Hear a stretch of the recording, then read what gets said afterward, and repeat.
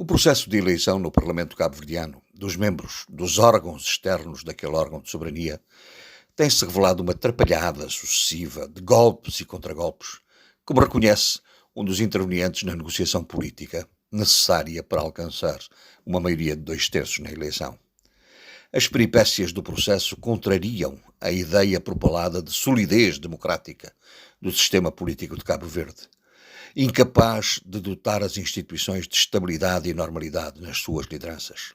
E estamos a falar de instituições tão relevantes como o Tribunal Constitucional, os Conselhos Superiores da Magistratura Judicial e do Ministério Público, o Conselho de Prevenção da Corrupção, a Comissão Nacional de Eleições, a Autoridade para a Comunicação Social ou a Comissão Nacional de Proteção de Dados, em que os mandatos dos titulares ainda em funções se encontram há muito esgotados. A exigência constitucional de uma maioria qualificada de 2/3 para a eleição dos membros destes órgãos obriga a uma abertura para a negociação política entre os partidos e a definição de soluções consensualizadas a que se comprometam, com espírito de boa-fé e com o cumprimento rigoroso desses compromissos. A negociação destes temas em qualquer parlamento é uma tarefa complexa, pela necessidade de preservar os equilíbrios de representação e de fiscalização e controle dos poderes.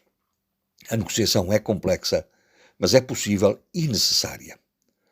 O que verdadeiramente está em causa não é a incapacidade de gerar consensos entre os dois principais partidos, o MPD e o PAICV. É mais grave. Trata-se da ausência de confiança negocial das partes, de suspeições quanto às intenções e às atitudes na mesa das negociações e da imputação de objetivos escondidos no decurso das votações. Ou seja, é impossível conduzir uma negociação de boa-fé perante as acusações de tentativas de golpismo na votação dos nomes indicados por cada um dos partidos para os órgãos em processo de composição. Acusações de golpismo é o limite da suspeição. As tentativas de acordo e de votação já foram ensaiadas algumas vezes, arrastando a transitoriedade dos membros e induzindo uma diminuição da legitimidade funcional dos órgãos. Perante este estado de suspeição e de falta de confiança, o que poderia ser convocado para estimular uma solução sem que se pusesse em causa a autonomia decisória e a autoridade política do Parlamento? Impulsos de influência do Presidente da República na sensibilização das lideranças partidárias para a necessidade de avançar no funcionamento regular das instituições exteriores ao Parlamento, de que é, aliás, o garante constitucional. Impulsos de influência e não patrocinador de soluções.